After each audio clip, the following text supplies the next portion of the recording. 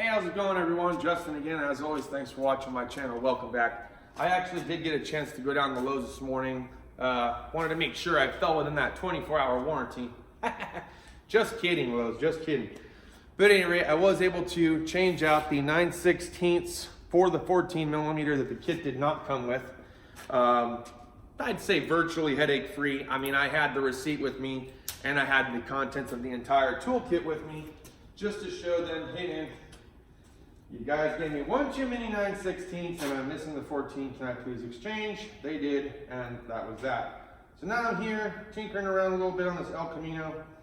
I don't know how far we're going to get with it today, but I was talking in the chats with the Den of Tools last night on his live stream, and one of the questions that came up, or topics that came up, was, you know, what kind of tools, service cart, or toolbox should you buy within your first week, first month, first 12 months of working as a mechanic or an automotive technician?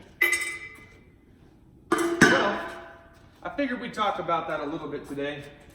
So I think one of the first things that you should consider purchasing, obviously, would be some kind of tool storage.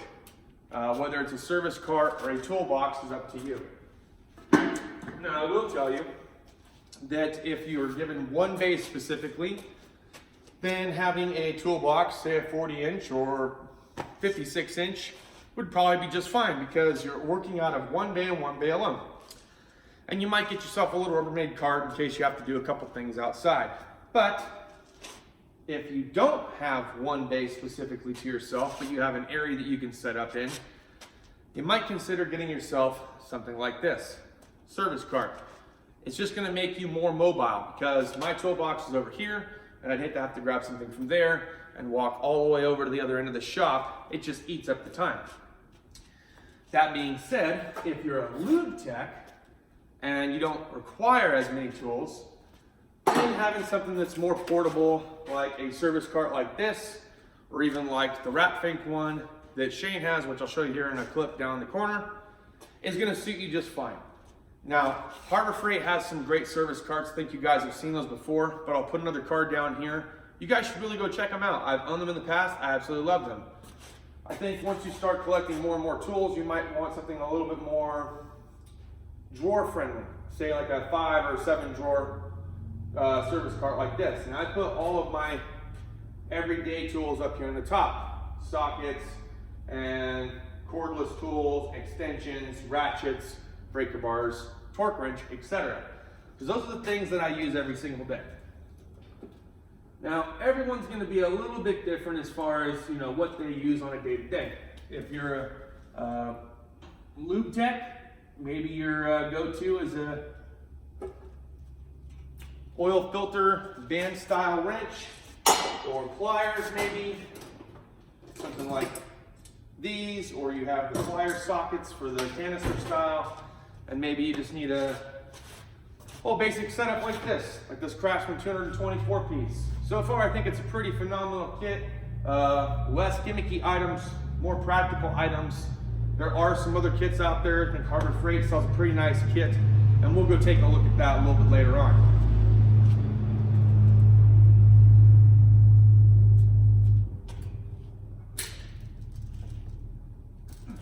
But you're going to want to get a basic socket wrench set, because those are the things that you're going to use whether you're a lube tech, mechanic, diagnostic tech, etc. You're always going to need some kind of socket or wrench kind of setup. So get the basics covered, obviously, wrenches, sockets, etc. And then when you can afford to, you can always get the more specialty items like the specialty wrenches, or the ratchet wrenches, the double box end ratcheting, flex head wrenches in general, the elbow style wrenches. I mean, there's wrenches. And then of course, you have plenty of sockets that you're going to end up needing too, even down to the specialty stuff. So you see how I got this moving blanket here? These are other important things that you're going to want as a lube tech, mechanic, or even a diagnostician. Now I'm working on a 1974 El Camino, and this guy, he loves this car. This thing is his baby, man. This is a classic, okay? And he just had the paint job done not too long ago. There's some blemishes in it, but for the most part, it's in really good condition. we would hate for anything to happen to it. So I'm getting ready to pull the engine out actually because I got some overhauling to do on it. And to be honest, I'm willing to wait until I have enough hands available to do it because I don't want to scratch anything with the engine coming out. I know it can be done as a one-person job. I've had small block Chevy 350s in the past. I've had a Pontiac Trans Am. I've had Camaros. I mean, you name it, I've messed with it. But this isn't my car. This is a customer car. We want to be careful on the safe side. All right, what am I looking for? I'm looking for a big dog. Where's my 3/4? You're gonna be bigger than 3/4, aren't you? Yeah, you're gonna be like an 1.16 inch, 1.5 inch. See what I mean about back and forth travel. I had to go back and forth to the toolbox a few times to try to get the right size wrench that I needed. All right, so we need 1 inch.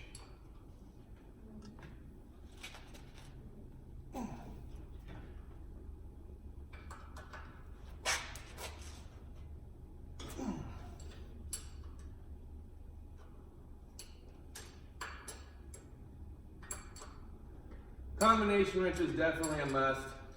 Depending on what it is that you're working on, you're going to want a mixture between SAE and metric.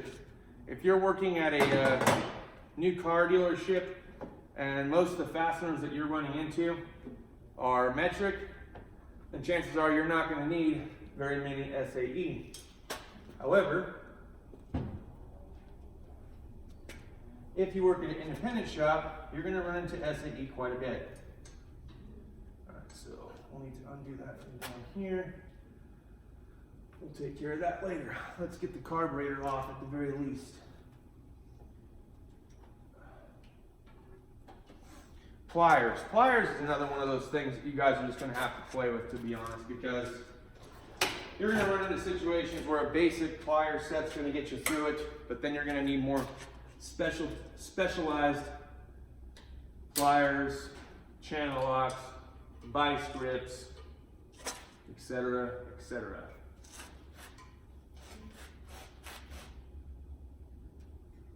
I need a little pocket screwdriver for you.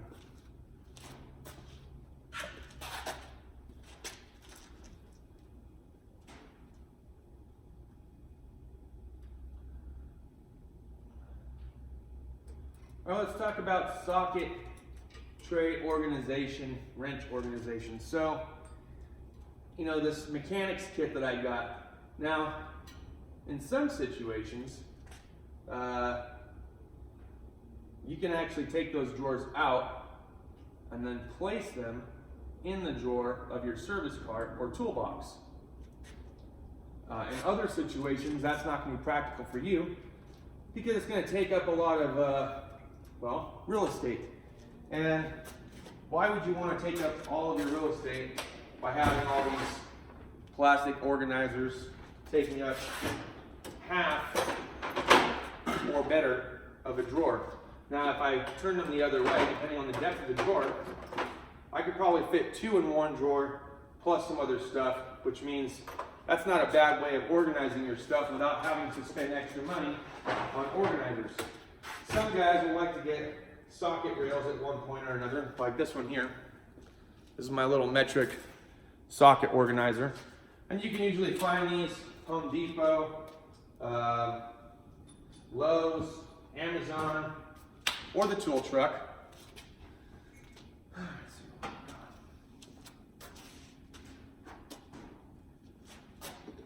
But you're going to want to get some kind of tool organization at some point.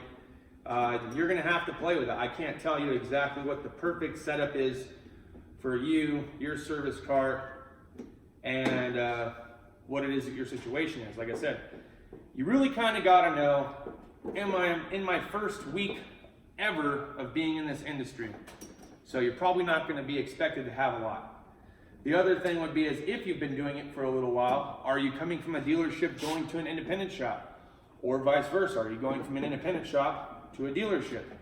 And if you are, what's going to be expected of you? Are you going to be a diag guy? Are you going to be a lube tech? Are you working on PDIs? Are you working on recalls and warranty? What's your position? So it's always a good idea to know know your role in the shop. You got to know what your role is. If they're not telling you, you need to ask. I mean, I didn't always know my role. There were tons of situations that I was in from when I first started off as a lube tech over at Sears Auto Center. I didn't know what I needed there tool-wise, so I used what they had available until I actually knew what it was that I was doing and knew I was going to have that job long enough to buy tools for that for my job there at Sears. At the time, I wasn't too excited about buying tools for Sears and for community college. So I just bought the tools that I needed for community college, and I had a small mobile mechanic set for work over at Sears because I was only changing oil. So I didn't even need a big old set like this. I just needed a basic like 98 piece or 140 piece socket set because all I was required to do was change the oil. And I did that for about 6 months before I got bumped up to the next level. And then I needed a whole different side of tools. Then I was starting to do shocks, steering and suspension components. Later I would get into doing alignments and brakes and flushes. So the tool list just grew, and eventually I had 3 sets of tools. No joke. I had a set for college, I had a set at work, and believe it or not, I had a set at home. I made things quite expensive real quick. So, you guys might be in the same exact boat. You know, I can't tell you what it is that you're currently doing. I don't know if you're in community college. I don't know if you just started at a dealership or if you're in an independent shop or what it is that you'll be doing there.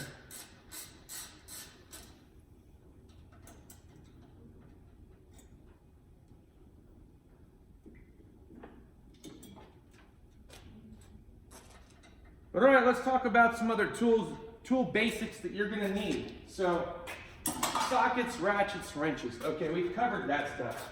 What else? Fender covers, creepers. You're gonna need a creeper at one point in time, if they don't already have them there. A pliers set, a good pliers set. You can get a mixture of whatever you want. I don't care if you get them from Harbor Freight, Home Depot, Lowe's. If you bought them online. I know we got a lot of Tecton fans on the channel. You guys are always trying to convince me to go with Tecton. I think it's hilarious. Hey, I don't know. What do they say? Maybe one day, but that day is not today. Oh boy. So yeah, I'm doing this all by hand right now using the new mechanic set that we got from Sears. So they got a lot of guys asking me questions about what I think of certain sockets from time to time, and what's the most practical use for a lot of you guys that are at home.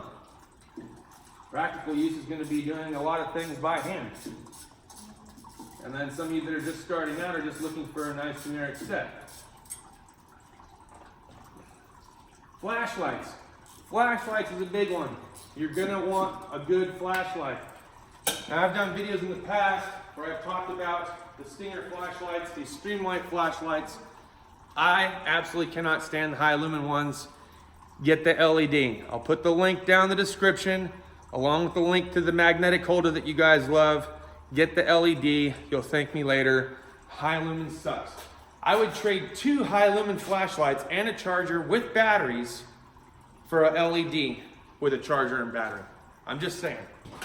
Drop lights, floodlights. You're gonna want some drop lights and floodlights, maybe something with a hook or a magnet, because you're always gonna run into a situation one time or another when you need a little bit more light. Maybe an under hood light, depending on what kind of conditions you're working in. Whether you're working in a dark shop or it's nighttime and you're working outside of your house. Safety glasses. They're cheap, they're disposable. Get some because your eyeballs are not disposable. Once they're gone, they're gone. Get some safety glasses. Cordless tools, yeah, in time, okay? Maybe not necessarily your first week or your first month. Maybe you start adding them within your first year. But some of the things that you might end up getting as a close second is you can get either a cordless 1/2 inch or a 1/2-inch impact gun, because you're going to need to take tires and wheels off at one point or another. Tires and wheels is something that everybody has to take apart at one point or another. A good tire gauge, something to inflate tires. It's California state law that anytime the vehicle comes into the shop, you must verify that the tire pressure is set to the manufacturer specification. So get yourself a good tire gauge. We'll get into some other tools here in a minute. I'm going to take some more stuff off as I'm getting distracted. All right, if you're dealing with fluids, like right now I'm still draining some coolant out of the El Camino, but if you're dealing with fluids, oil changes, etc., there's a couple things you might want to get. One of those things is called a spill-free funnel. It'll help you to be able to top off the radiator without making a mess everywhere. I'll show you something else here in a second. Now this is Shane's. The shop uses it. This thing is one spendy little bastard. I'm sure if there's one available on Amazon for cheaper, I'd probably go that route. But he got this from Matco. And let me tell you, some Nissans and some Toyotas, they are slow pouring. Your arm will get tired after putting oil in all day and just slowly trickling it in without trying to overfill or dump it everywhere. It comes with a bunch of different adapters. You screw it on, thread it on where the cap goes in, fill this baby up full of oil, let the rest do its work while you're around topping off tires or whatever. Something else that you guys might want to get, some kind of go bag. This is my old Snap-on bag. I gave it to Shane because sometimes on the weekends, if most of our tools are here at the house and we don't want to own 2 full sets of everything and we just want to grab a few things and go home for a quick little project at the house, you're going to want a go bag. Something you can throw some tools in, take it, throw it in your car, go home, do whatever you're going to do, come back to work on Monday, put everything back and back to work. How often are you going to run into SAE? Really, in today's modern world with modern vehicles and technology? Quite a bit, actually. I'm working on a 74 El Camino right now, if that answers your question. Now, it really depends on where you work, guys. I work at the independent shop. Obviously, my situation's a lot different than yours. If you're working at a dealership, there's a good chance that you're probably not going to run into a whole heck of a lot of SAE situations. I remember when I was working at Chrysler, I very rarely needed anything SAE. I think the only time I needed SAE was like a 1/2 inch and 9/16. Just being honest, those were the 2 things that I ran into at the dealership. But yeah, here at the independent shop, quite a bit actually. Anything from motorhomes to tractors to forklifts to old cars, and occasionally on some new cars when the fastener's worn out and you need a little bit more of a tighter tolerance. Like I said, every wrench has a specific size. Some have tighter tolerances than others. I think I did a video a while back where I literally had 4 or 5 different types of 14 millimeter, and each one fit a little bit differently.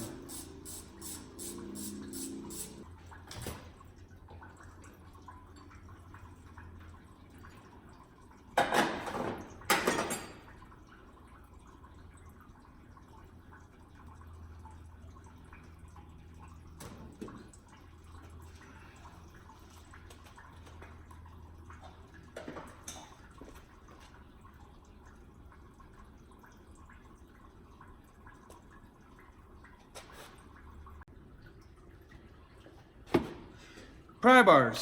Pry bars is another one, if I didn't already mention that. You're gonna need them for like, well, for instance, right now I'm using it on this fan. And then most of you guys though are probably gonna use it for steering and suspension, checking ball joints, checking wheel bearings, things like that. But at some point, yes, you will need pry bars.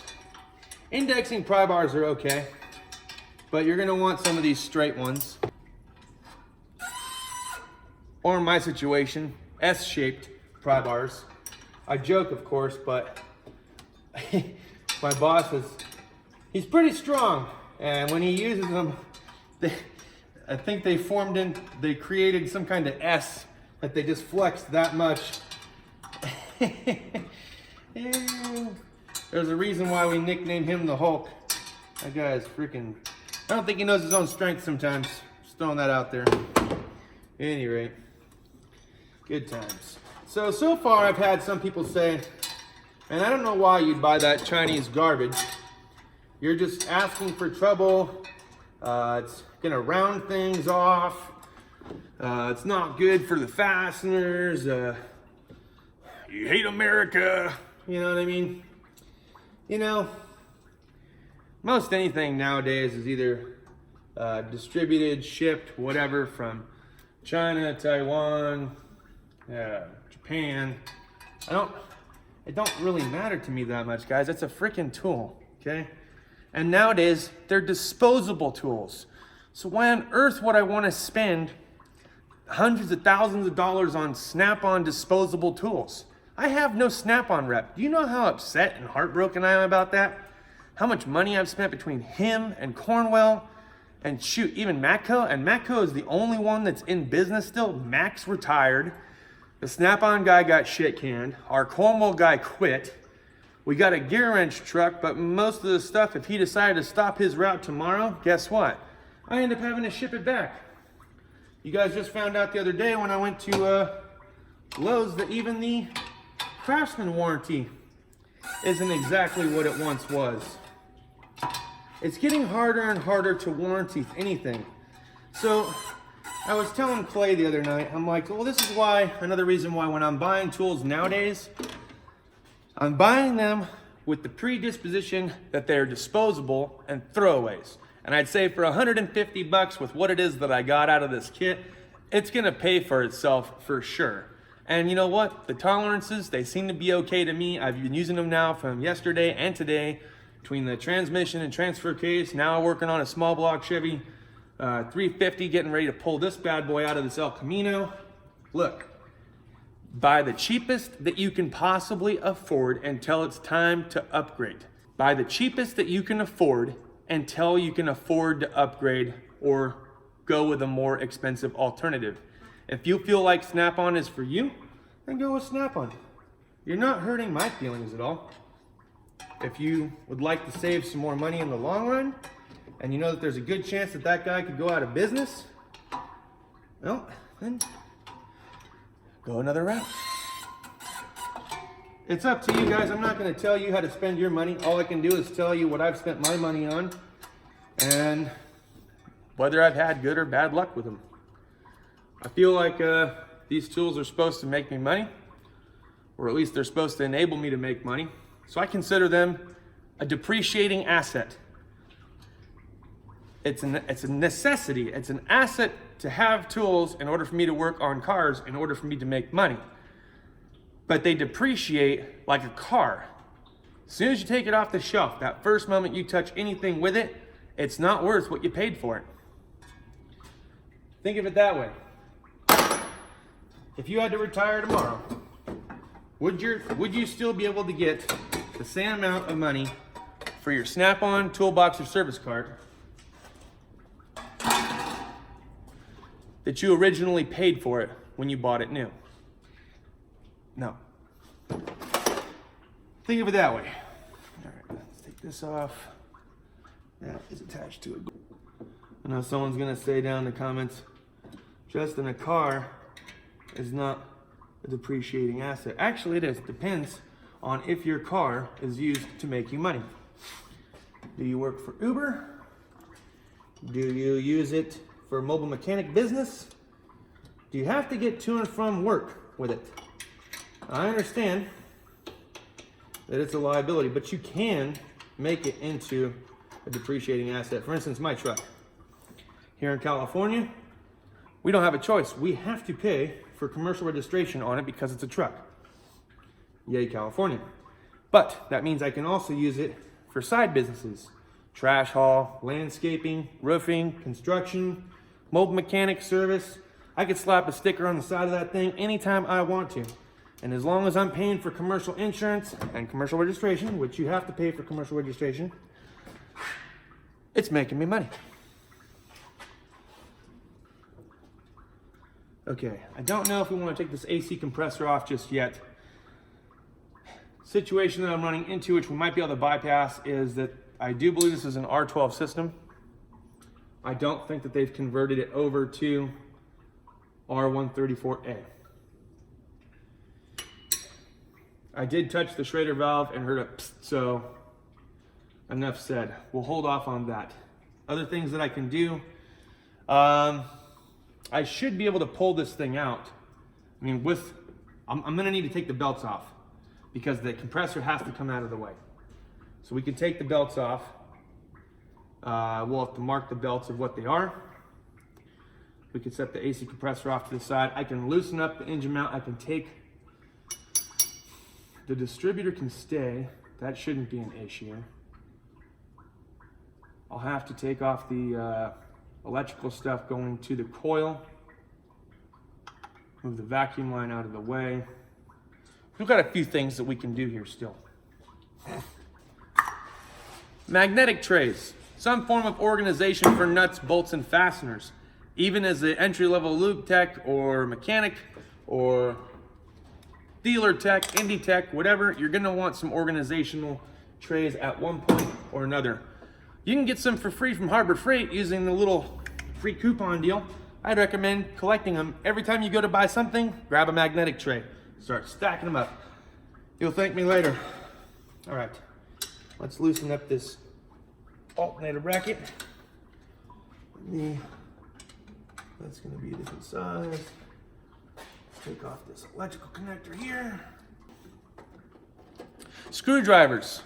You're gonna want some screwdrivers. Yeah, the hex bits, they'll serve you okay from time to time, but you're gonna want some actual screwdrivers for multiple reasons. You can use them to get down into some hard to get to spots when it comes to like air filter, housing, hardware, prying tools, because believe me, sometimes you just need a straight pry bar, which actually Matco started making now. So Matco's got some pry bars that are straight. I think I got one at the house.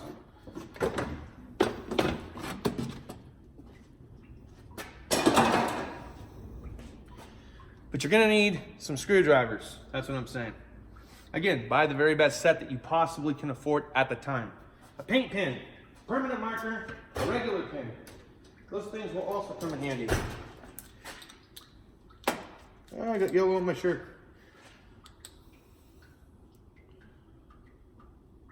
Alt.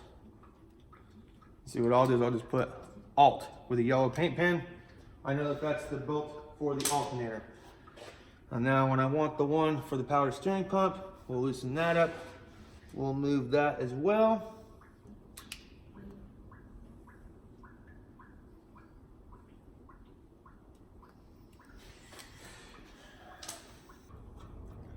Man, can you imagine?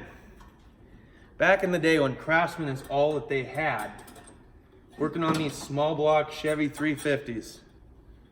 Don't I feel really old now, man? It's been years since I've really played with one of these guys.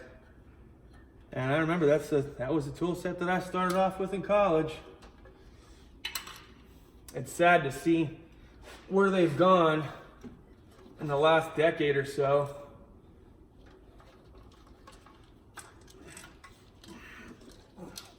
I doubt they'll ever make a real big comeback, but you know what, gentlemen? I will always have Craftsman somewhere deep down in my heart. You know what I mean? I might have a love for other tools, but there'll always be a little spot in my heart for Craftsman. For even if they did switch and go somewhere else. You know what I mean? Because to be honest, it's a first love, man. It's like that high school sweetheart kind of deal. You just never forget. You always remember where you started from. All right, so now we're gonna have to bungee some stuff up out of our way here.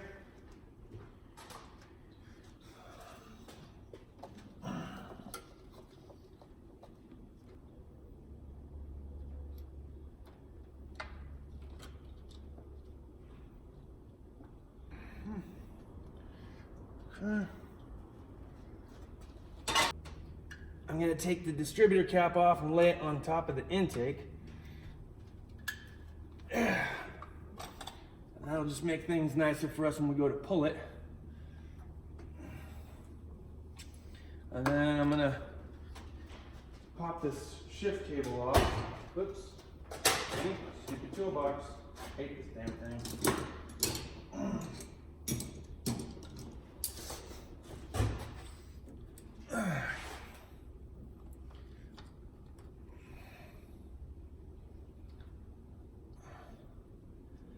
Go. All right, so pretty much everything is good to go for up top. I got a few things to do underneath. I think what the game plan is now is we'll get some kind of tote or crate to put all of our parts in, and we'll put it in the back of the El Camino. We'll go up in the air and we'll start taking some stuff apart from underneath.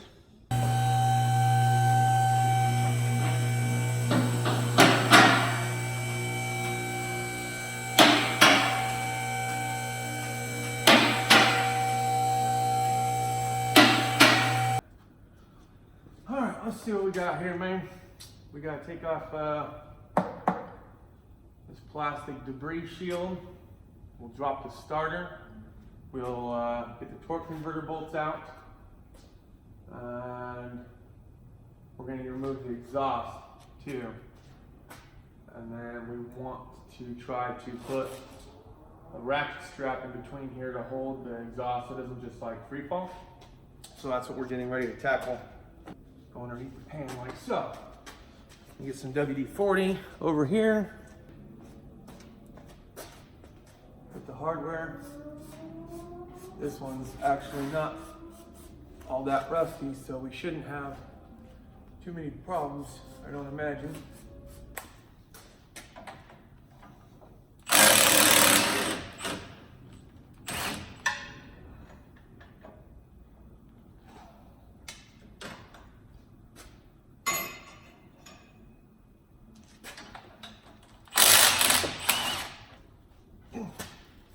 Just like that.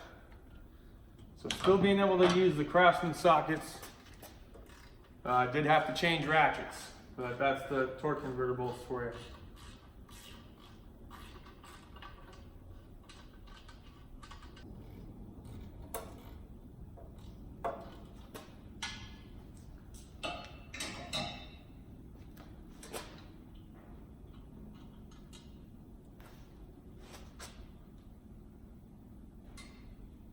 There's three.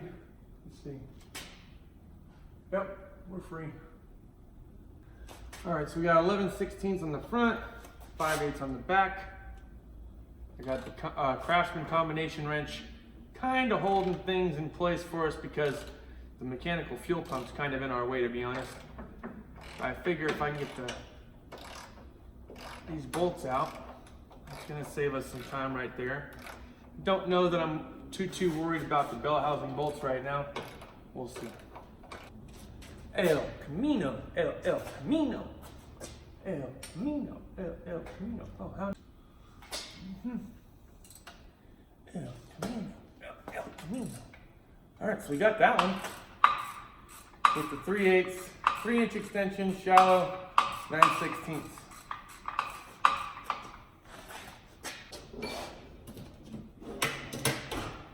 Punch on cheese all. Punch on cheese all.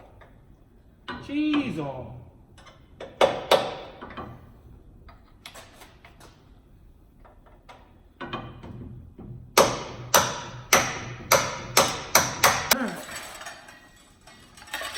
Going to have to raise the engine up just a hair to slide our engine motor mount bolts out. It looks like.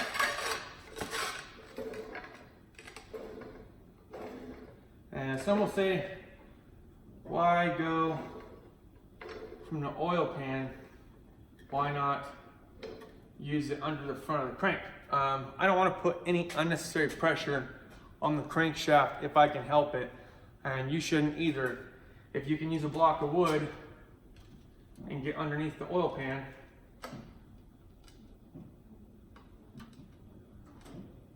you're much better off.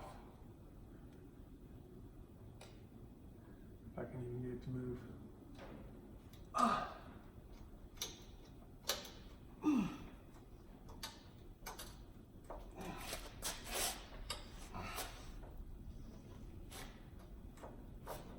safety tip numero uno for a solo mechanic working at a shop by yourself.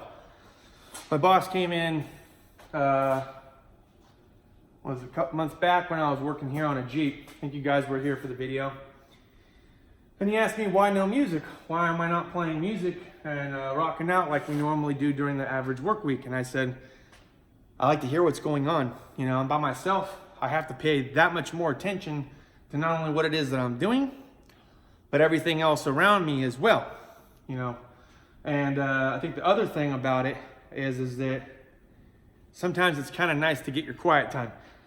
That's not as important as number one. Number one reason is because you're wanting to hear everything going on around you. Like notice when I was using the stick man going up, I stopped talking. So that way I can hear the creaks, the moans, the groans of the car, and I could hear, look, listen, feel what was happening as it was happening. Hose pliers to grab and twist. Try to just break it free.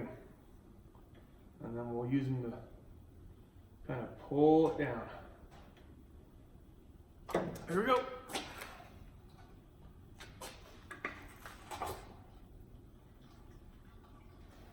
Tell you what, this guy needed some power steering fluid, man. This stuff's nasty.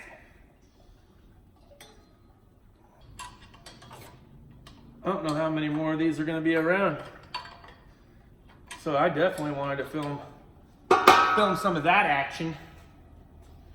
And we're breaking in our 224-piece Craftsman tool set made in China, which I might add has been kicking ass all day. I haven't had any tolerance issues or functionality issues out of the entire set so far. The only thing that I ran into, which was the other day, which you guys already saw, they gave us 2 9/16, and I had to take one back this morning. I was gonna wait until Monday, but I was like, you know what?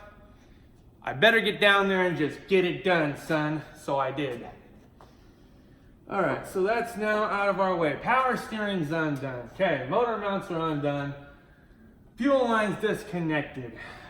Torque converter bolts are out. Lower bell housing bolts are out. Starter's out. Exhaust is dropped. And the lower radiator hose for the water pump is off. We're ready to pull it. I got 2 bolts up top, and I have an R12, I believe it's an R12 AC compressor that I have to figure out what we're doing with. Before I go taking it off and just setting it somewhere on top of this guy's, the hood of his car, I think I'll wait for that until Monday when I got some assistance, and we'll see. You know, maybe I'm wrong. Maybe there's an R12 machine out back in storage that I just didn't know about, and we can drain this guy's entire system, maybe convince him to do a conversion kit over to R134 while we got the engine out and doing stuff like that. So we'll just see what happens on Monday. But I'm gonna lower this thing down. I'm gonna get myself cleaned up.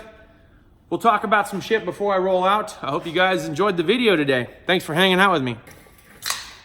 That's why they call me Mellow Yellow. All right, guys, look, I've had fun today with you. We did get a chance to go into a little bit more use and abuse of the Craftsman 224 mechanics tool set that you can pick up from Lowe's. And so far, I'm pretty impressed with what the capabilities are that you have using a small set like this. Notice that a couple of times throughout the video, I had to change a few different things and directions, but for the most part, we pretty much stuck to this mechanic set the entire time. You will run into situations where you're gonna need SAE. You will run into situations where you need metric, deep, shallow, 1/4 inch, 3/8, etc. The biggest question I think I get asked all the time is, you know, should I get impact, sockets, or chrome? Like, which one do I start off with? I think it really depends on, it's case by case scenario. So if you're a lube tech, maybe for 1/2 inch stuff, you go impact to start off with.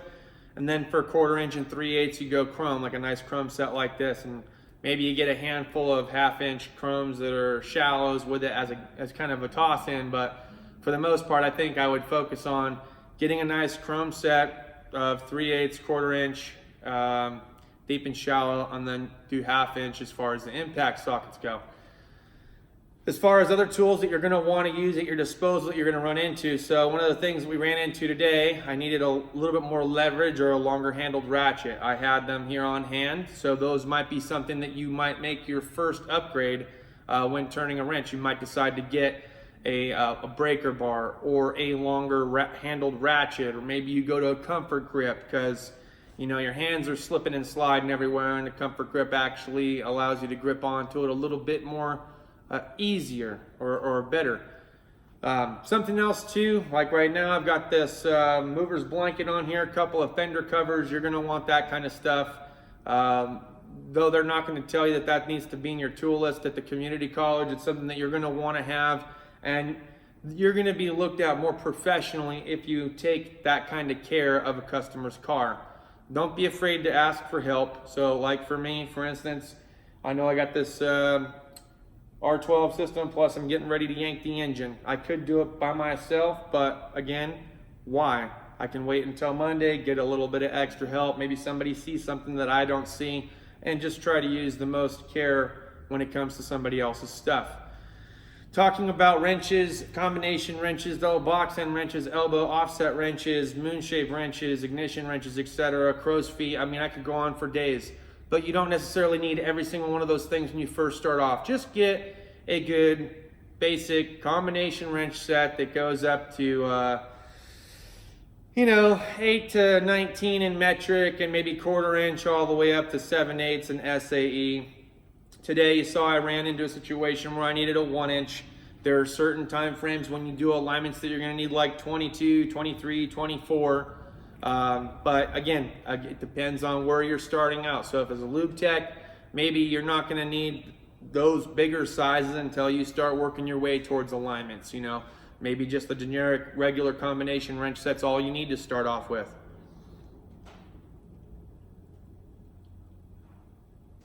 Pliers and screwdrivers, that's going to be another one.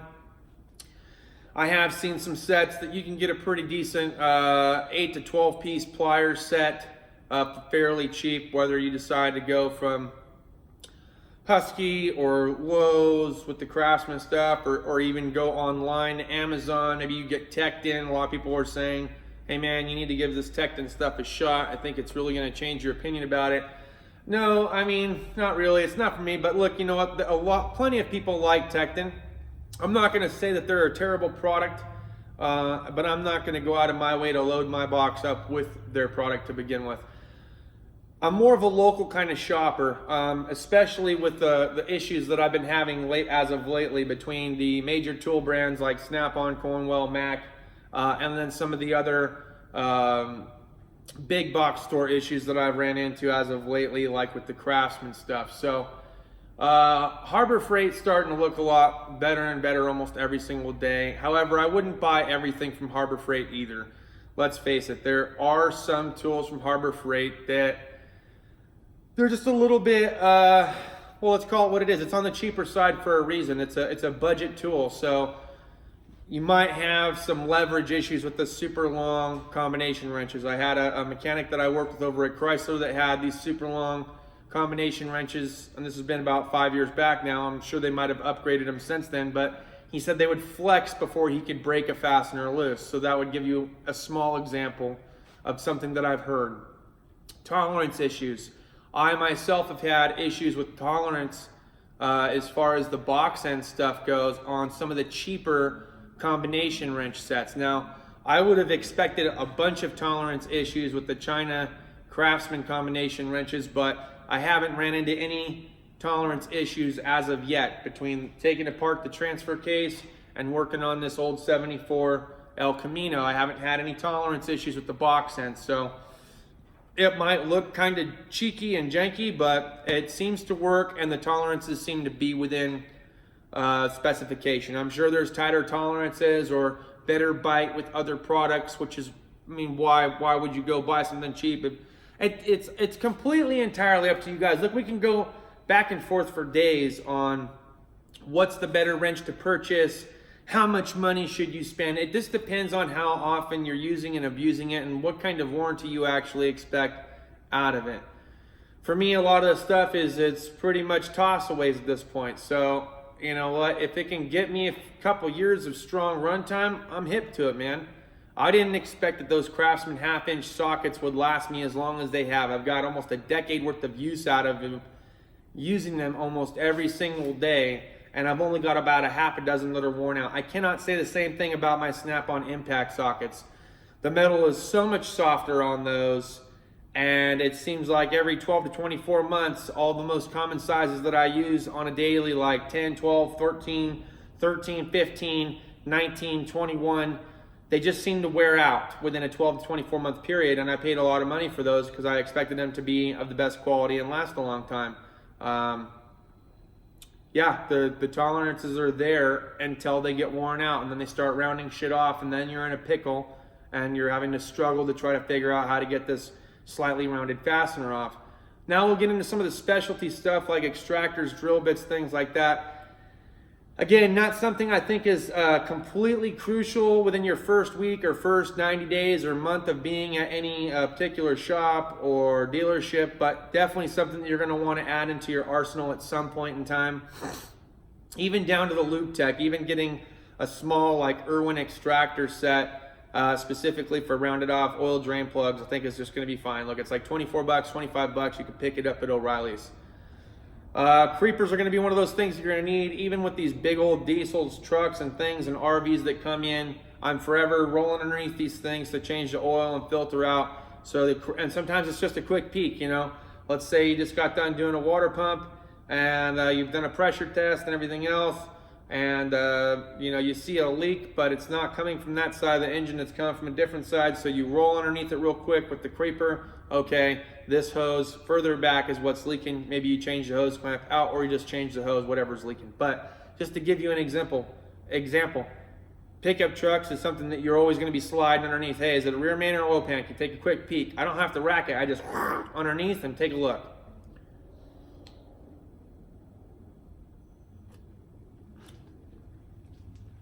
Toolboxes, service carts. Eventually you're going to want both. To start off with, I would say, depending on your situation, I would go with a good service cart to begin with. Then work your way up to a toolbox. Like I said, I don't have any issue with the Harbor Freight one that I got. I've got plenty of issues with this Matco service cart. I hate it. But it's neither here nor there. I'm paying on it, so rock and roll. All right, guys, well, that'll pretty much wrap up my video for today. I hope you enjoyed today's content. If you liked the video, give it a thumbs up. If you didn't like the video, give it a thumbs down. Share if you want to share. Put down in the comments some of the suggestions that you might have for somebody else. Oh, and before I forget, hammers. And you get a couple of them. You know, get a 4-pound, get a 16-ounce. That should be fine. Cheers and deuces.